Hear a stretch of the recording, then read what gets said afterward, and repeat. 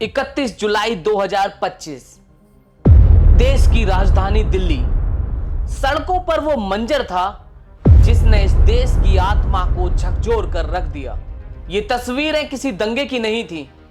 ये देश के वो शिक्षक थे जो लाखों बच्चों को अंधेरे से निकालकर उजाले की ओर ले जाते हैं। लेकिन जब वही शिक्षक अपने छात्रों की आवाज को उठाने के लिए निकले तो सिस्टम ने उनको क्या दिया? लाठी, डंडे और गालियां।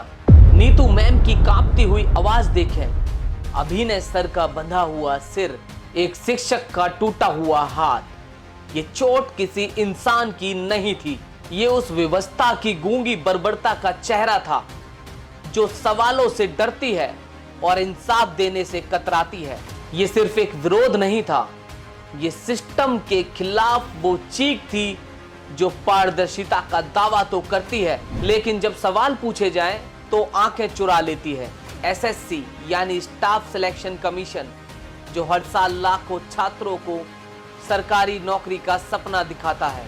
सीजीएल की परीक्षा में 3 करोड़ से ज्यादा युवा हिस्सा लेते हैं, लेकिन एसएससी का नाम भरोसे से नहीं, पिछले कुछ सालों से धांधली से जोड़ा जा रहा है। 2024 में टीयर 1 के रिजल्ट के बाद कट ऑफ अचानक आसमान छूने लगा। कुछ खास परीक्षा केंद्रों से बार बार सिलेक्शन और रोल नंबर का पैटर्न भी अजीब था। क्या ये कोई संयोग था या कोई सेटिंग?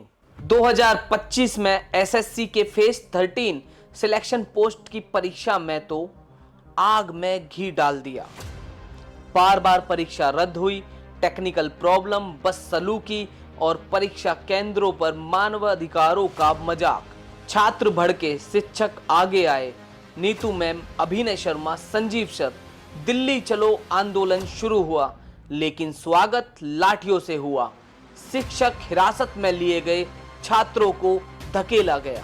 पुलिस की भाषा और सिस्टम की संवेदनहीनता। एक शिक्षक ने पुलिस वाले से कहा, आप सवालों से डरते क्यों हो? जवाब मिला, वर्दी पहनोगे तो समझ आएगा। शिक्षक ने कहा, मैंने पहनी और पहन के उतार भी दी। तो इस पर पुलिस वाले का जवाब आता है, अगर मर्द होते तो पहने रखते। इस प्रकार की भाषा शिक्षकों के साथ क्या शोभनीय है? छात्रों का गुस्सा पुलिस पर नहीं है, वो उस कंपनी एडयूटीसी पर है जिसे बार बार परीक्षा की जिम्मेदारी दी जाती है, जबकि उस पर पहले से ही कई गड़बड़ियों के आरोप हैं। छात्रों की मांगे क्या हैं?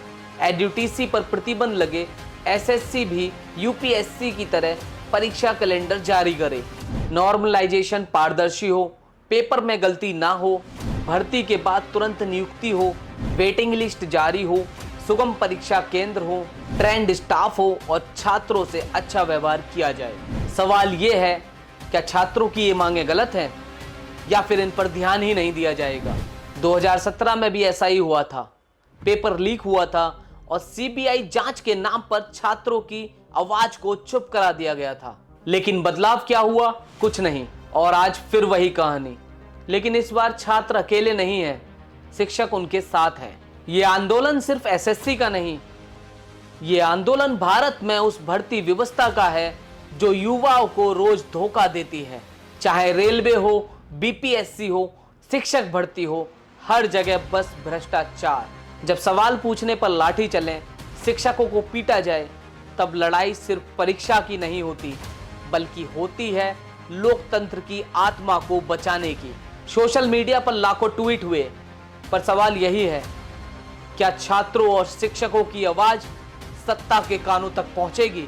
सरकार के पास 2 रास्ते हैं, छात्रों और शिक्षकों की बात को सुने, सिस्टम को सुधारे और अपनी जवाबदेही तय करे, या फिर आंखें मूंदे रहे और देश के भविष्य को लाठियों के नीचे पिटता और कुचलता देखती रहे।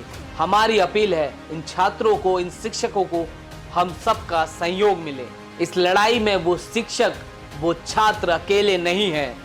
ये लड़ाई हर उस परिवार की है, हर उस माता पिता की है जो अपने बच्चे के बेहतर भविष्य की कामना करता है।